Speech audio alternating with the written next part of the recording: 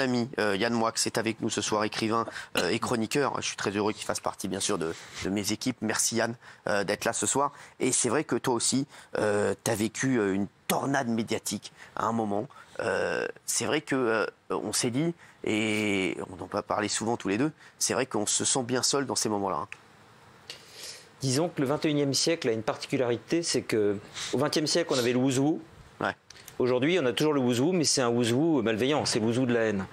C'est une très mauvaise nouvelle. La très mauvaise nouvelle, c'est que tous ceux qui passent à la télé, même si c'est pour présenter les chiffres et les lettres ou la météo, auront une polémique un jour. Ça, c'est la mauvaise nouvelle. La bonne, c'est que 1 mois, 2 mois, 3 mois plus tard, il en restera rien.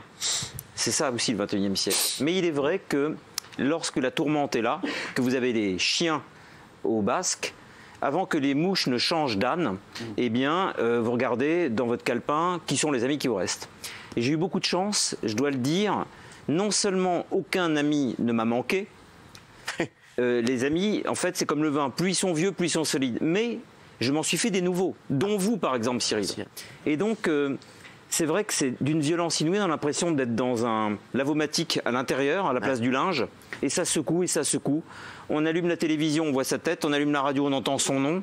Alors évidemment, les gens qui s'immiscent dans ce brouhaha et qui vous disent « T'es mon ami, je t'aime, on fera de la télévision comme vous » ou d'autres qui sont toujours fidèles au rendez-vous, on s'aperçoit d'une certaine manière que ça n'a pas de prix, l'amitié. Et c'est quelque chose dont on ne se rend pas compte tant qu'on ne l'a pas éprouvé. Alain Delon disait que l'amitié, ça consistait à vérifier si un ami, si quelqu'un pouvait cacher le cadavre que vous veniez de faire à 4 h du matin. Oui, c'est ça l'amitié. Quand Bernard défend un de ses amis, il a 1000 fois raison, tant. Et même, je vais même beaucoup plus loin. Si c'est son ami et qu'il a véritablement commis ce qu'on l'accuse d'avoir commis, ce qu'il faut être d'ailleurs très prudent avant de dire, Bernard a tout à fait raison de dire oui, son amitié, il conservera mon amitié.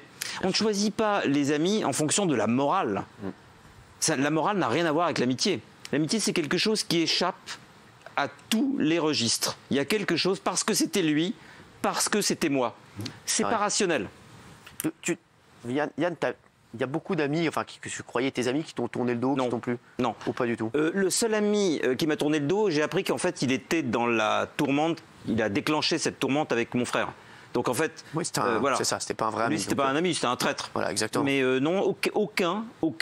Après, il y en a des plus ou moins courageux. C'est-à-dire qu'il y en a qui attendent 24 heures, d'autres qui attendent 48 heures. Mais ça, c'est humain. Après, ils se rattrapent. Mais il faut... T'as gardé espoir, toujours?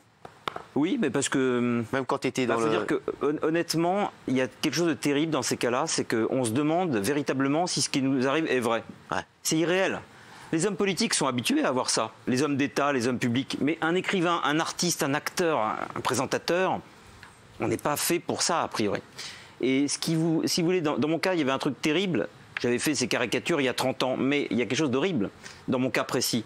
C'est que, quand bien même ces bandes dessinées étaient abjectes, et je l'ai reconnu et je l'ai dit ici, elles étaient, si vous voulez, elles étaient prescrites par la loi. Or, le système médiatique a décidé que la prescription n'existait pas. C'est-à-dire, plutôt que de dire, quand même, ce type, il aurait pu devenir fasciste avec la famille d'extrême droite qu'il avait, plutôt que de regarder le parcours que j'avais fait, qui était le contraire de ce que j'avais été programmé pour être, on a préféré me ramener dans une case 30 ans en arrière, alors que toute la journée, on fait l'apologie des gens dans les banlieues, etc., mais pas que dans les banlieues, qui partent de rien et qui arrivent à s'élever de manière contraire aux idéaux qu'ils avaient reçus à la base. Eh bien, plutôt que de dire, putain, ce mec, il a évolué, on m'a remis 30 ans en arrière pour me résigner à ce que j'avais failli devenir.